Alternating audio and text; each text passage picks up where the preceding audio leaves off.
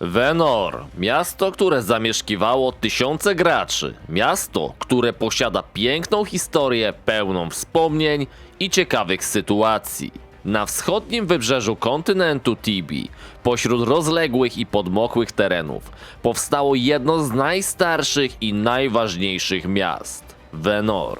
To miasto, które od lat było znane w głównej mierze jako stolica handlu i przepychu. Narodziło się w miejscu, które niegdyś uznawano za przeklęte i nieprzyjazne dla życia z powodu bagien i czyhających na każdym kroku potworów. Żeby zagłębić się w historię Venor, musimy cofnąć się sporo lat wstecz, gdyż historia ta sięga czasów, gdy na pobliskim Pochu, trochę pod przymusem króla Tibianusa Sthais, osiedlili się rycerze Nightmare Knights, starożytnego zakonu znanego z mrocznych proroctw i sztuki wędrówki przez sny. Król Thais najpierw ich wyszkolił do chronienia swojego miasta przed złymi siłami, a następnie, zaniepokojony rosnącym wpływem tego zakonu, przydzielił im ziemię w pobliżu Pocha, by odsunąć ich od miasta Thais. Tam też powstał klasztor, który stał się główną siedzibą Nightmare Knights. W okolicach tych terenów zaczęli też pojawiać się pierwsi osadnicy, którzy założyli niewielką osadę, zalążek przyszłego Venor.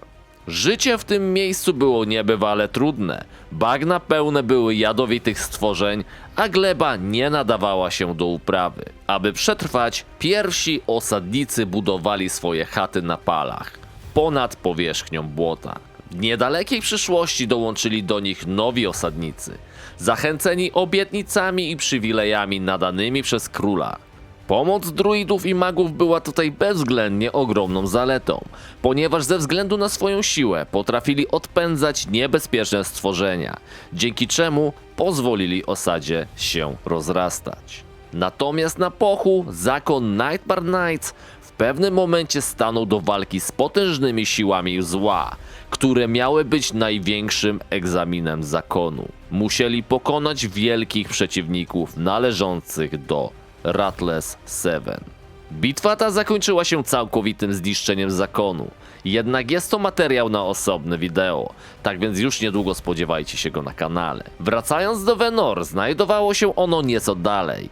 Mimo wszystko echa tej katastrofy długo rozbrzmiewały po całym rejonie. Mieszkańcy miasta żyli w cieniu legend o mrocznych mocach, które podobno wciąż krążyły po okolicznych terenach. W czasach, gdy Venor zaczynało się rozwijać, tereny na południe od miasta stały się miejscem kary i przymusowej pracy. Skazańców wysyłano tam, by ścinali drzewa i budowali wielką świątynię, Dark Cathedral, na której na pewno nie jeden z nas ekspił kiedyś za mało lata. Było to ogromne przedsięwzięcie, mające symbolicznie przywrócić porządek i wiarę po upadku Nightmare Knights. Jednak zanim budowa została ukończona, potężne trzęsienie ziemi zniszczyło niemal wszystko. Katedra zapadła się w ziemię, a teren został opuszczony przez większość pracowników. Nie wszyscy jednak odeszli. Część robotników i przestępców pozostała w ruinach, a druga część przeniosła się obok, tworząc osadę znaną nam wszystkim pod nazwą Outlaw Camp, na którą większość z nas latała ze Skull Armorami, żeby zarobić parę groszy. Z biegiem czasu teren Dark Cathedry i Outlaw Camp stał się schronieniem dla przestępców, dezerterów i ludzi, którzy nie mieli dokąd wracać. Historyczne źródła sugerują, że niektórzy z nich utrzymywali nieoficjalne powiązania z Venor, pracując dla miasta za niewielkie wynagrodzenie. Dzięki temu Venor zyskało dostęp do taniej siły roboczej, co wzmocniło jego rozwój, a to dopiero był początek, gdyż prawdziwy przełom w historii Venor nastąpił wraz z odkryciem Spiceweed, szczególnego rodzaju trawy bagiennej używanej w kuchni jako przyprawy. Jej wartość handlowa była ogromna. Kupcy i farmerzy z całego kontynentu zaczęli przybywać, by uprawiać, przetwarzać i sprzedawać ten rodzaj trawy bagiennej. Wkrótce wokół Venor narodziła się dynamiczna gospodarka. Miasto z dnia na dzień rosło w siłę. Drewniane chaty zastępowano kamiennymi wielkimi budynkami. Powstały również solidne mosty, jak i drabiny do miasta, które z biegiem lat zostały zastąpione kamiennymi schodami, ponieważ niejednokrotnie ktoś z graczy ropował i lurował pod samo depo DL-e, GS-y, gdy system antylur jeszcze nie istniał. Problemy tego typu doprowadziły Chipsoft do zmiany budownictwa miasta, wyrzucając drabinkę i zastępując ją schodami. Venor zaczęło przyciągać coraz więcej rzemieślników, handlarzy, marynarzy i żeglarzy. W krótkim czasie z bagiennej osady wyrosło miasto, które zaczęło konkurować z Tchais pod względem wpływów ekonomicznych. Ogromny rozwój gospodarki Venor w tak krótkim czasie doprowadził do narodzin nowej klasy społecznej. Bogatych kupców, którzy z czasem przejęli faktyczną władzę w mieście. Król Tchais coraz częściej musiał liczyć się z ich opinią, gdzie wcześniej non-stop to on dyktował wszystkim wokół warunki. Gdy Tchais słabo z powodu wojen i kryzysów, Venor umacniało swoją pozycję. Bogate rody zaczęły kontrolować lokalną administrację, banki, politykę w całym regionie. Miasto stało się praktycznie niezależne. Formalnie wciąż należało do Królestwa Tchais, ale to Venor zaczęło dyktować warunki. W praktyce miasto Tchais potrzebowało Venor bardziej niż Venor potrzebowało Tchais. Do ciekawostek na temat tego miasta jeszcze przejdziemy, jednak w tym momencie warto wspomnieć o tym, że właśnie dlatego to Venor posiada dwa miejsca związane z depo. Do tego miasto może pochwalić się mocnymi jak na tamte czasy ekspowiskami niepodal miasta, jak i ogromnym guildhouse'em i pięknymi domkami. Dodatkowo kilku z NPC posiada niki podobne do zagranicznych sklepów, albo na przykład aktorów, więc jak łatwo się domyślić, Chipsoft inspirował się m.in. Lidlem, Aldi czy Sylwestrem Stallone.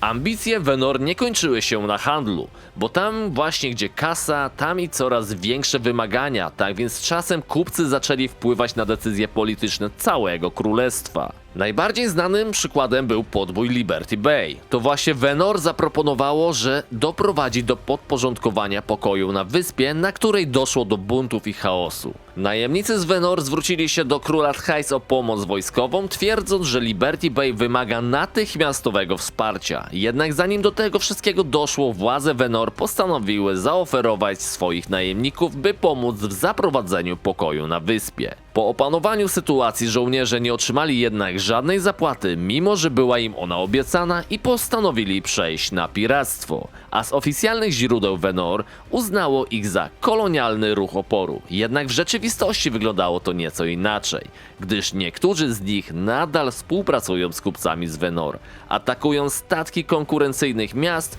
i chroniąc interesy miasta. Venor słynęło z ogromnego portu. Dodatkowo przy północno-zachodniej bramie posiadali własny obiekt, na którym byli w stanie budować nowe łodzie, dzięki czemu na każdym kroku rozwijali się w kierunku transportu. Dzięki wpływom i majątkowi Venor zdobyło szereg przywilejów. Głównym założeniem było jak najszybciej poczuć wolny handel z Tchais, monopol na niektóre towary oraz Exclusive Gambling License, które uczyniła z miasta centrum hazardu.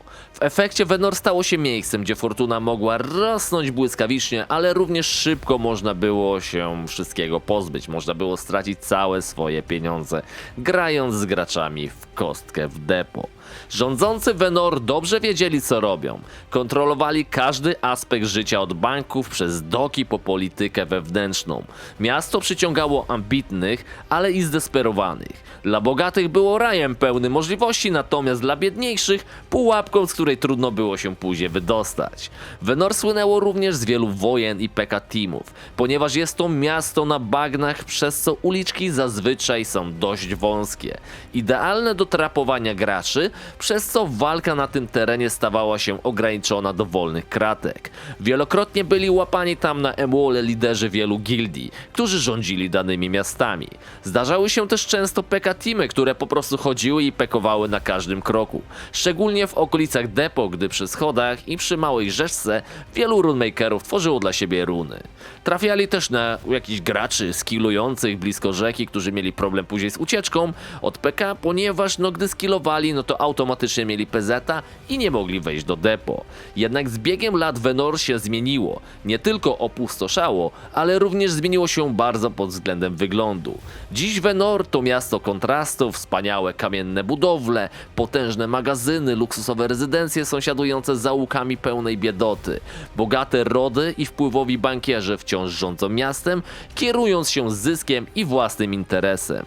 Oficjalnie miasto Venor pozostaje lojalnym waselem Tchais, lecz każdy wie, że jego bogactwo daje mu realną niezależność. Nie musi liczyć na pomoc kogokolwiek. Natomiast jeśli mowa o relacjach z innymi miastami, to z miastem Karlin relacje te są dość napięte, gdyż Venor od dawna dąży do osłabienia tego miasta, pragnąc, by znów znalazło się pod wpływami Tchais. To właśnie z inicjatywy Venor utrzymuje się chłód między tymi dwoma stronami. W mieście działa również Agencja Negocjatorów Interesów Venoriańskich, Avin, organizacja zatrudniająca najemników i poszukiwaczy przygód do ochrony handlowych interesów miasta. Plotki głoszą, że Avin potajemnie wspiera męską pozycję w Karlin, wysyłając im pełne beczki piwa w ramach delikatnej pomocy. Niech nam też jakąś wyślą, nie? Venor to miejsce, w którym pieniądz decyduje o wszystkim. Dla jednych to symbol sukcesu, dla innych miasto złamanych nadziei. Kto ma siano, żyje w luksusie. Kto go nie ma, kończy w ubóstwie, w cieniu bogatych pałaców. A dla najbiedniejszych ostatnim schronieniem pozostaje Poorhouse, założony przez jednego z nielicznych szlachetnych obywateli Venor. Co jakiś czas jednak w biednych okolicach Venor dzieje się coś takiego jak Swamp Fever. Gorączka, przez którą biedni mieszkańcy błądzą po ulicach, jak upiory z bagien, na których to wszystko się zaczęło. I stąd też jesteśmy w stanie właśnie zdobyć Afflicted Outfit. Więc jeżeli kogoś zastanawiało właśnie czemu te potworki biegają, zatruwają, opijają nas bardzo często właśnie w Venor, to już wiecie czemu. Ponieważ zachorowali na nietypową gorączkę biedoty Swamp Fever. Przechodząc do podsumowania, moi drodzy, historia Venor to opowieść o ambicji, chciwości i przetrwaniu. Miasto zrodzone z błota i bagien, zbudowane na handlu i rządzone przez bogaczy. Miasto stało się potęgą, która potrafiła pokonać czas, wojny i własne grzechy. To miasto, które nigdy nie śpi, bo jego sercem jest handel, a jego krwią złoto. Mimo zmian graficznych uważam, że Venor jest najlepszym miastem, jakie mogło spotkać Tibie i od dzieciaka w nim spędziłem wiele setek godzin. A waszym ulubionym miastem było Venor, czy może jakieś inne? Dajcie znać w komentarzach. Na koniec jeszcze kilka takich małych ciekawostek w formie liczby, ponieważ w roku 2011 Cipsoft udostępnił statystyki pokazujące, że w Venor mieszka około 20% wszystkich Tibijczyków. Około 83% właśnie mieszkańców Venor gra postaciami mężczyzn, a 17% kobiet. Do tego 97% ludzi nie brało żadnego ślubu. Głównym zawodem w Venor był rycerz, który stanowił 37% tamtej populacji. Około 22% wszystkich ludzi z Venor to byli paladyni. Około 21% Venor graczy to magowie. I około 20% to druidzi. To były takie ciekawostki na koniec w formie takich bajerów. Dodatkowo, moi drodzy, jeżeli ktoś z was chce coś powspominać, podzielcie się swoimi historiami, wspominkami w komentarzach. Zapraszam również na moje streamy, które odbywają się na Kiku, Gorgo_stream, macie link w opisie, serdecznie bardzo miło mi będzie, jak wejdziecie w tego linka i zostawicie obserwację, i wpadniecie na mojego streama. Tak więc dzięki wielkie, moi drodzy, za oglądanie. Mam nadzieję, że filmik wam się podobał, starałem się go tak fajnie opowiedzieć, żeby był ciekawy. Dzięki wielkie, do zobaczenia, hej!